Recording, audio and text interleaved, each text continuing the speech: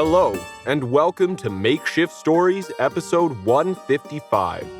First, thank you for listening in twice a month. Your support is what makes the podcast worth doing. Today's story is Ken Likeley, Accidental Interdimensional Drifter, in The Oumuamua Factor, read by Mitchell Tew. Now, open your imagination and take a journey into the improbable as you listen to episode 155, The Oumuamua Factor. Leaf, Basil, and Planet were in their backyard pyramid greenhouse tending to the vegetable garden when they heard unusual noises coming from next door. Ken, their sometimes eccentric neighbor, had been prone to occasional atypical behavior as of late, but destroying things in his house had so far not been one of them. That sounds new, man. What do you think it is, girl? Leaf noted and stopped to scratch Planet behind her ears, then continued plucking organically grown tomatoes from an unnaturally robust plant, carefully placing the red fruit in a hand-woven basket. Planet cocked one ear, then turned to face the greenhouse door. Leaf rolled his eyes. Hey, girl, you don't have to keep up the pretense in here. There's no one around. Then don't call me girl, Planet growled. I have a name. Use it. It doesn't wear out. And no, I don't know what those noises are. Sounds like he's using a sack of wet flour to alter his furniture. Better come with me, Planet ordered, then headed out the door. Leaf knocked cautiously on Ken's front door while Planet waited impatiently behind him on the steps. At first, there was no answer. Then the whole wall rattled when something heavy tried to exit the house, while the door remained stubbornly intent on staying closed. The recalcitrant entrance vibrated like a cartoon in its frame, making Leaf jump back and Planet bark. Go away! We're busy! An unfamiliar muffled voice finally seeped out, between gagging sounds. There was more scuffling, followed by breaking glass. Leaf, who tended to ignore demands which didn't align with his desires, tried the latch. It was unlocked. Apparently, the door's obstinance only applied to things trying to exit, so he let himself and Planet in. Planet growled something unintelligible, then charged the squid-like alien, which had a distinctly blue-looking Ken in a head and throat lock with several of its tentacles. There was a small gold bolt on the floor beside the entangled human and extraterrestrial cephalopod. The alien was reaching for the object with a tentacle-like arm, while Ken was trying to swat the thing away with his right foot, his only unencumbered appendage. Stop! This isn't right! Planet howled, then tilted her head the way dogs do when they're trying to understand humans, like Leaf, who don't always make sense. The alien had changed tactics and was using a leg lock on Ken when it stopped for a millisecond to assess the new intruders. You shouldn't be here. Planet yipped for emphasis, her hackles up and teeth bared. I know. The oversized cephalopod squirted back. I just need to get that bolt from this stubborn monkey. Then I can get off this worthless ball of mud. Don't just stand there gaping. Help me. Not in this life. That's government property, Ken shouted, adeptly twisting out of the leg and headlock. To Basil and Planet's surprise, Ken started to gain the upper hand. He had the alien flipped over on its back and was literally starting to tie the creature in knots, tentacle by tentacle. 1 week earlier, the warm California sun beat down on Ken's thinning hair, causing his scalp to burn. He would have brought a hat had he known how much of the space park walking tour was going to be outside. He had assumed park implied an industrial park, that is, a series of buildings in a contained area. What he neglected to consider was the size of the parking lots between those buildings. He was lingering at the back of the tour group, using the guidebook in a vain attempt to shade his head. 10 paces from the front, and he could still hear the odd, annoying, foreign-sounding blonde millennial pestering their rather annoyed-looking tour guide. "So, do we get to see the clean room next?" the kid badgered. He had continually interrupted Denise, the woman conducting the tour, since they had gathered in the lobby of the main administration building.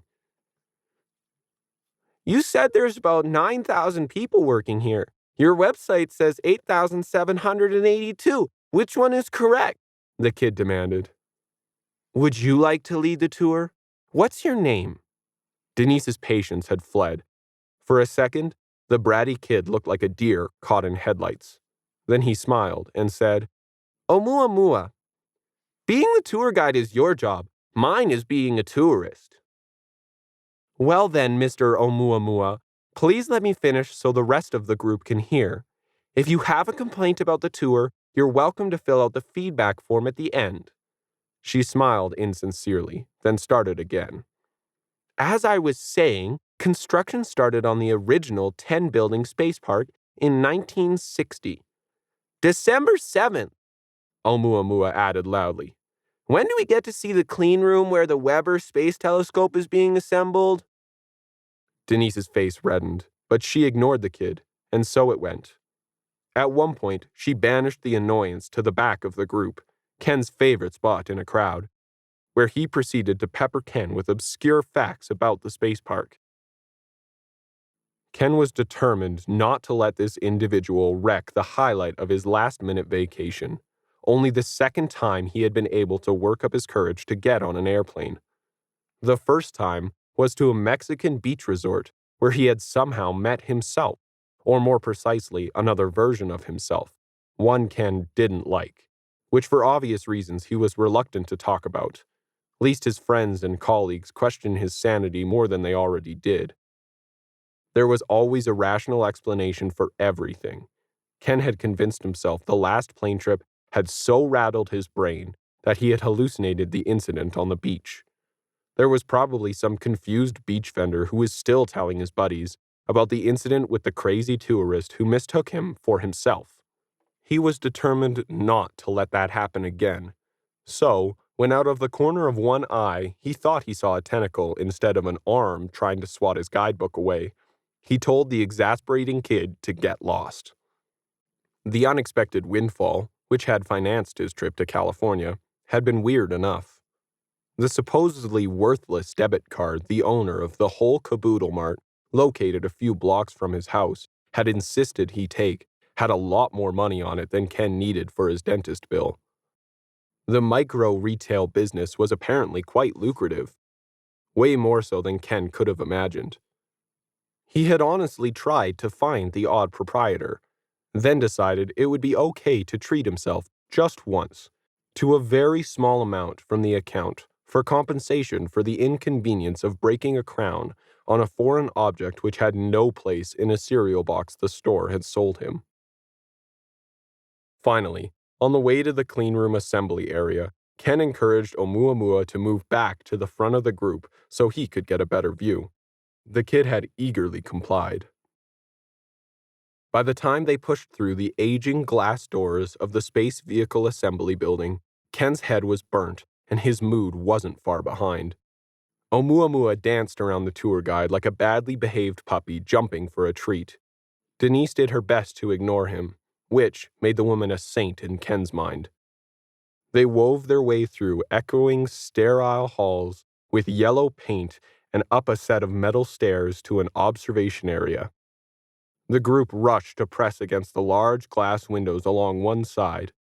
Below, they could see the golden petal-like mirrors of the space telescope. Ken immediately noticed two things. First, Oumuamua's persistent chattering had stopped. Second, the white-robed technicians beyond the glass were frantically chasing a blonde-haired youth around the racks of equipment like a pack of crazed dachshunds trying to flush out a badger. Next, he heard a door slam below, followed by panicky footsteps on the metal stairs. Ken twisted around to see what was causing the commotion and was immediately bowled over by a terror-stricken Oumuamua. His pursuit team had grown to include several beefy-looking security guards, guns drawn. Looking into the kid's eyes, Ken could see desperation. Oumuamua slipped something into Ken's shirt pocket, then disentangled himself. A souvenir, with my compliments.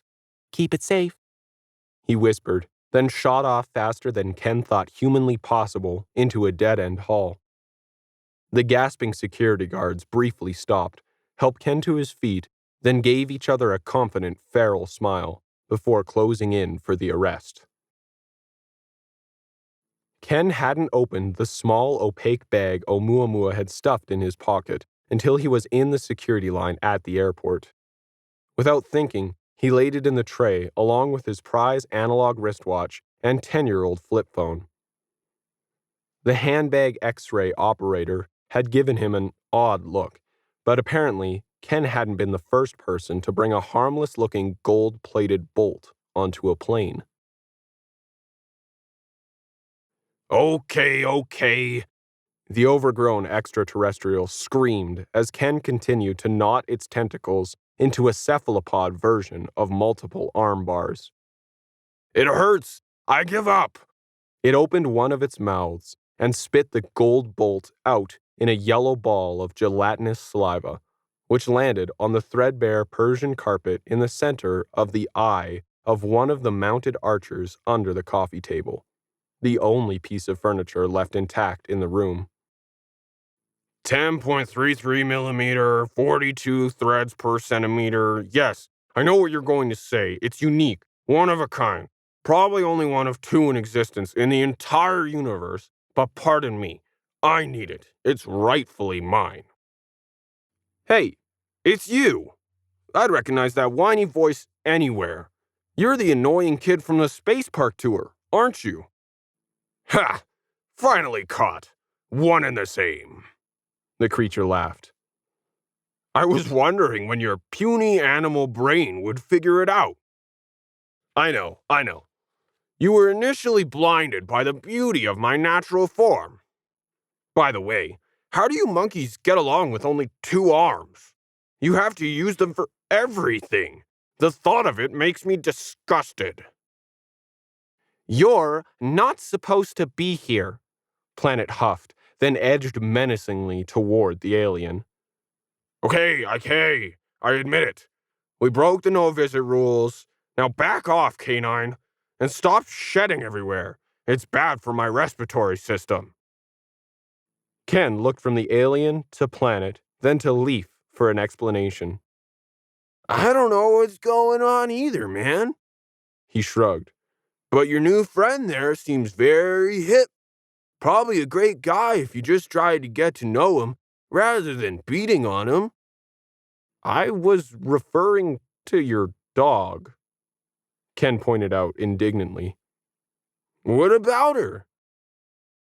Planet swung around suddenly.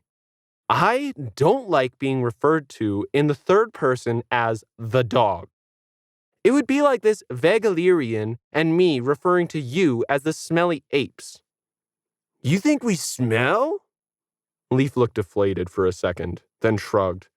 Like, I've always told you, Ken dude, you don't want to get on Planet's bad side.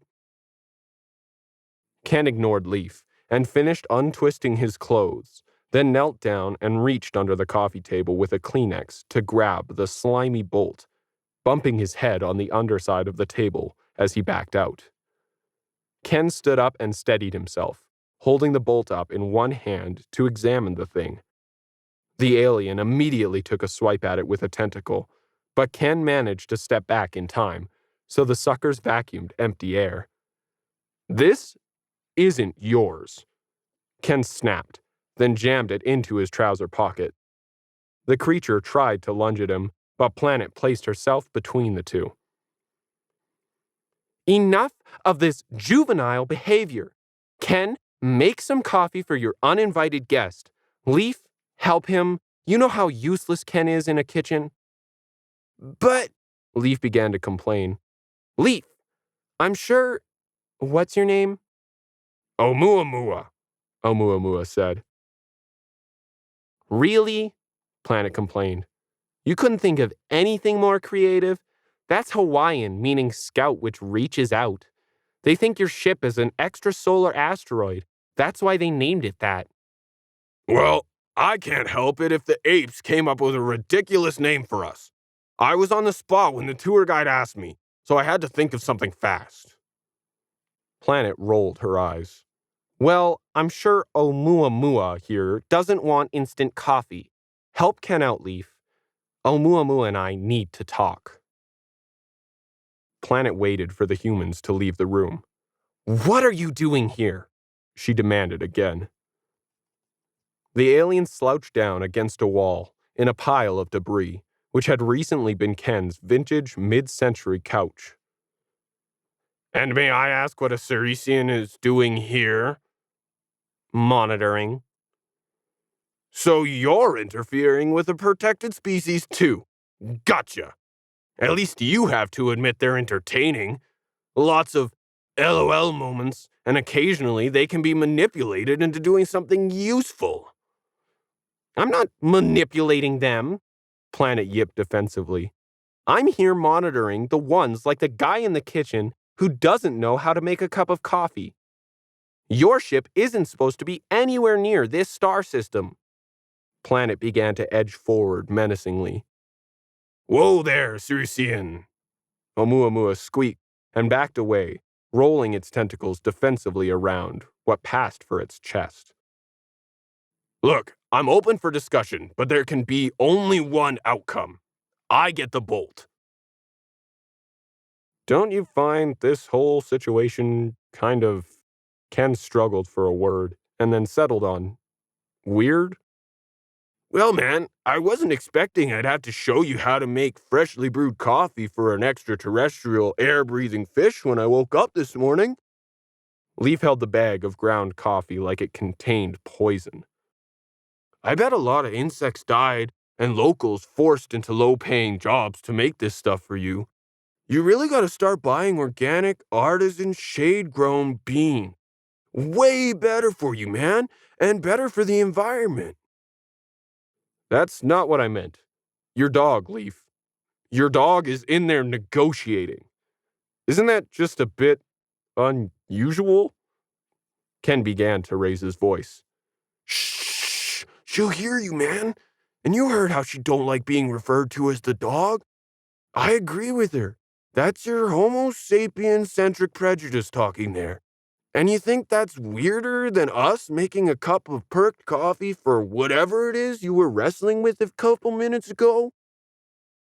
You tend to ignore those kinds of details when you're fighting for your life, Ken admitted sheepishly.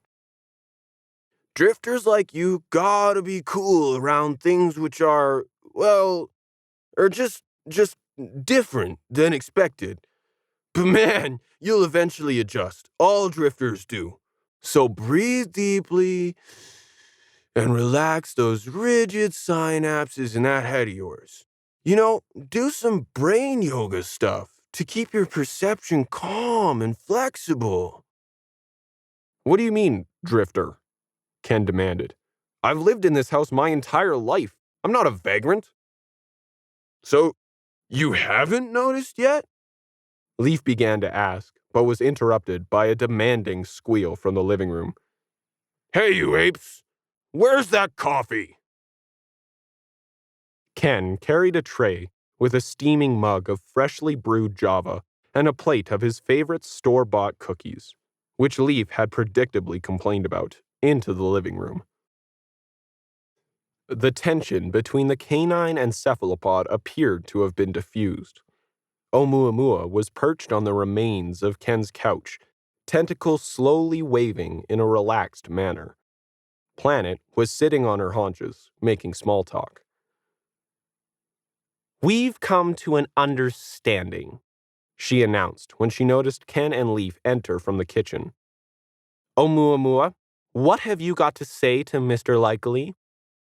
The cephalopod looked reluctant, but obviously had no choice in the matter. Okay, I realize now that even bugs like these two are partially sentient, and it's cruel to trick them into doing your bidding. Oumuamua stated, without much conviction. then snagged the coffee cup off Ken's tray with one tentacle and a few cookies with another. Those things are toxic, man, Leaf pointed out, motioning to the cookies. The saturated fats alone will clog up whatever you got that passes for veins. The alien tossed a few into its mouth, burped, then, defying Leaf, went for the entire tray. Do you have any more?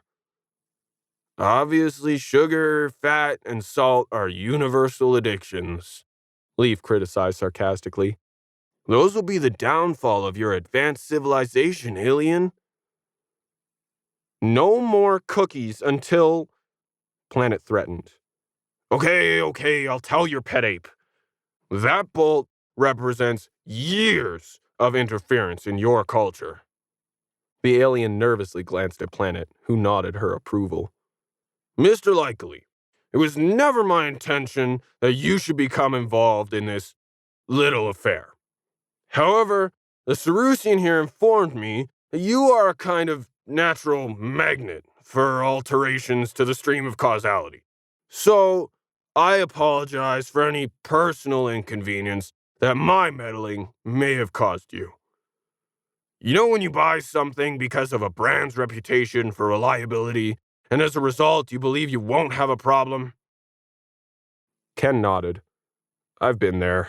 Like that overpriced tablet I bought that suddenly refused to be charged by a reasonably priced third-party replacement power adapter. That happens here too? Amazing! But I was actually thinking of something more significant. Imagine running into trouble several hundred light years from the closest Genius Bar. Well, that's what happened to us. Admittedly, we should have dug a bit deeper into the online reviews and not entirely believe the fanboys. Our high-end interstellar transport developed a significant problem. A critical component holding the space warp generator in alignment broke. On close inspection, we discovered that a gold-colored plastic bolt, no doubt in an attempt to cut costs, had been substituted for a gold-plated titanium one. After all, who would ever see it, right? Absolutely the kind of corner cutting you wouldn't expect in a premium product.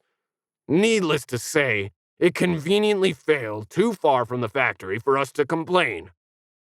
Believing we were cruising between the stars and the best money could buy, we didn't bring the equivalent of a spare tire. Planet, do I really have to create all these tedious and simplistic metaphors for the monkey brains? Planet growled. Okay, understood. Well, getting directly to the point, we were hooped and had to redeploy a giant solar sail to get us to the nearest star system, which was yours, and is infested by, well, you. Kind of like limping to the closest gas station with one of those silly mini spare tires where you can't go fast. We knew your system is a kind of nature reserve, and we knew we weren't supposed to enter it. But hey, if you've got a flat tire without a spare in a national park, and getting out any time within your lifespan meant manipulating the local squirrel population into collecting pine tree sap to patch the tire, what would you have done? I don't understand how this is relevant, Ken complained. Dude, really? The alien slapped its forehead with a tentacle. We've conned you into making that bolt. Think about it. The early space programs, the moon race, then all those robotic missions to explore your puny star system. What do you think the point of all that was? Scientific research? Oumuamua laughed until his whole body shook. Oh man, these pets of yours, Cerusian, you must have near infinite patience. Scientific research? The monkey thinks they were doing science? Very funny. Anyway, think about it. We're the ones behind all that stuff. It was intended to steer you toward the need to produce one 0.33 millimeter, 42 threads per centimeter, gold-plated titanium bolt. That rogue interstellar asteroid which your astronomers recently spotted, Mr. Monkey. The one they called Oumuamua?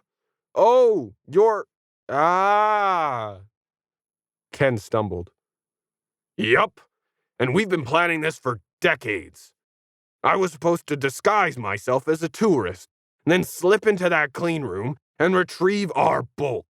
No one would have known. So no harm done, right? You mean steal? I left the broken one. Think of it as more of a trade. Hey, at least you monkeys can make more. Now pony up that part, ape. Ken jumped back and swatted away a tentacle, which had been surreptitiously attempting to get into his pocket. No way, he squeaked in surprise. You can't have it. Probably cost 10 grand to make one. That project's already too much over budget. I'll mail it back to them. No return address. Ken added, preparing to take a stand. Hey, Cerusian, tell your pet ape. Planet jumped up on the coffee table. If Oumuamua came clean, and he did, Ken, you have to give him the bolt. Then he'll be on his way.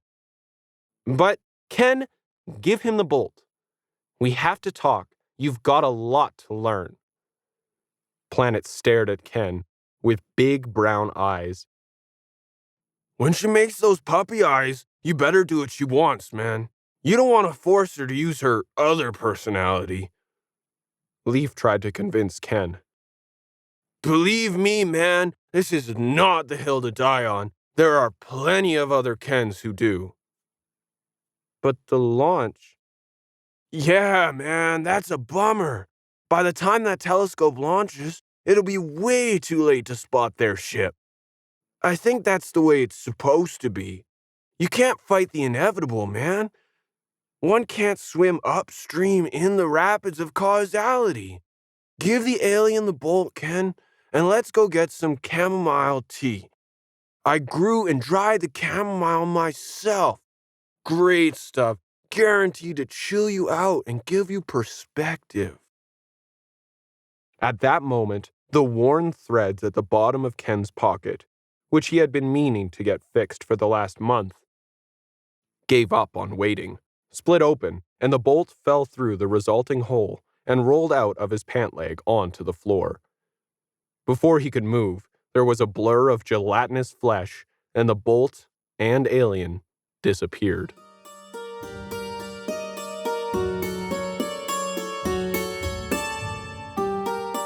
Makeshift Stories is a proud member of the Alberta Podcast Network, powered by ATB Financial. To listen to other great APN podcasts, such as I Have Some Notes or Not There Yet, please head over to albertapodcastnetwork.com. This episode of Makeshift Stories is brought to you by Park Power, a provider of electricity and natural gas in Alberta that offers low rates, awesome service, and profit sharing with local charities. In Alberta, you get to choose who you buy your energy from. Park Power has low overhead, and chances are you'll save money if you switch. You can find out how much money you'd save by visiting parkpower.ca and plug in your numbers into the Alberta Energy Savings Calculator. If you decide to switch, it's easy. Nothing changes about your service, only the price you pay. Learn more at parkpower.ca. Makeshift Stories is released once a month between the 15th and the 20th. This month's story was written by Alan V. Hare and read by Mitchell Tew. Opening and closing theme, Magical Mystery by 8th Mode Music, is licensed from Audio Jungle on a Music Mass Reproduction license. If you'd like to connect with us, please send an email to makeshiftstories@gmail.com or visit our website at makeshiftstories.com. You can help us out by writing a review on Stitcher Radio or Apple Podcasts or any of your favorite podcast services.